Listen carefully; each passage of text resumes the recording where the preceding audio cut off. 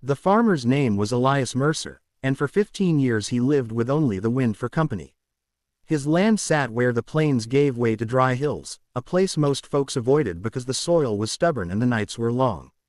Elias rose before dawn, worked until his back ached, and spoke to no one except his mule, Jonah. He had buried his parents young, never married, and learned the quiet language of survival, how to read clouds, how to coax water from reluctant ground, how to endure. People in the nearest town called him strange but honest.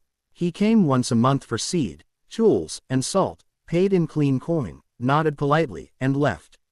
He never stayed to talk. So when word spread that Elias Mercer had gone to the trading post and returned with a woman, no one knew what to make of it. The woman had been called Nayland by her people, though few remembered that name. She was Apache, one of the last from a small band that had been scattered by war, sickness, and broken promises.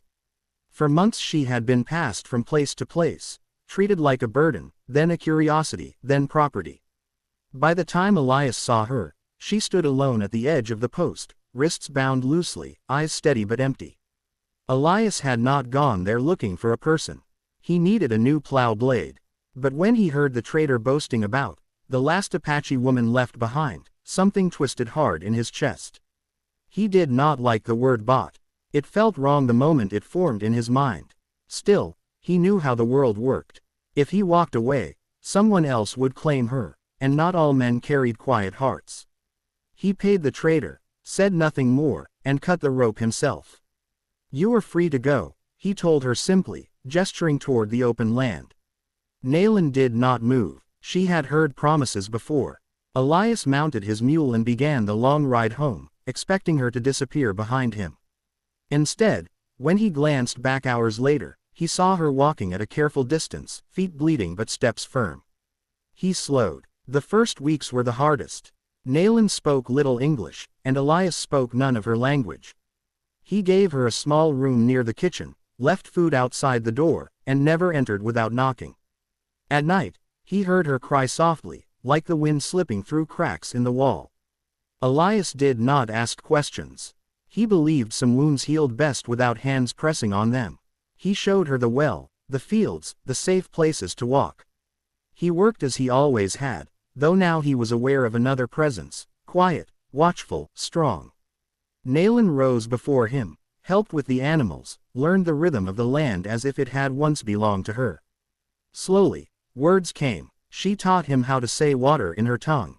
He taught her the names of stars as he knew them. Some nights they sat on opposite sides of the fire, sharing silence like bread. In town, whispers followed him. "Why keep her? Dangerous. Those people. Can't trust a savage." Elias answered none of it. He had lived alone too long to fear other people's opinions. One winter night, a sickness swept through the valley. Elias collapsed in the field, fever burning through him like wildfire.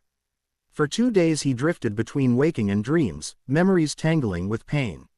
When he woke, Nayland sat beside him, pressing cool cloths to his forehead. Herbs simmered on the stove, sharp and bitter. She spoke then, halting but clear. "My father was a healer. Elias survived. After that, something shifted. Not ownership, not obligation, something quieter, stronger, trust." In spring, soldiers rode through the valley, asking questions about runaways. Elias stood in his doorway, hands steady, heart pounding. "No one here but me," he said. Nayland watched from the window, understanding more than words could carry. That night, she placed a small woven band in his hand, a symbol of gratitude, not submission. "I stay," she said, "because I choose." Years passed. The farm changed. The soil softened under careful tending. Crops grew where none had before. Elias learned that Nayland's people had once lived in balance with land like this, taking only what was needed, giving back what they could. She never forgot who she was. She sang songs Elias could not understand, facing the rising sun. She told stories of mountains far away, of a people who had not vanished, only scattered like seeds.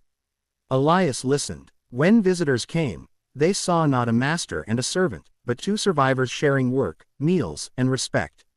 Some left confused, others thoughtful. Elias grew older, slower. Nayland grew stronger, more certain. Together they stood against storms, droughts, and the heavy weight of the past. One evening, as the sky burned red and gold, Elias said, "I'm sorry for the way the world brought you here."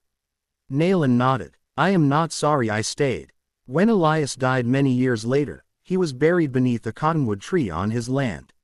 Nayland placed stones in the Apache way, marking his journey with care. She did not leave after that. The farm became known as a place of quiet fairness, where travelers could find water, rest, and a story worth hearing. And people no longer spoke of the farmer who lived alone. They spoke of the man who chose to do one decent thing in a cruel time, and of the Apache woman who turned survival into legacy.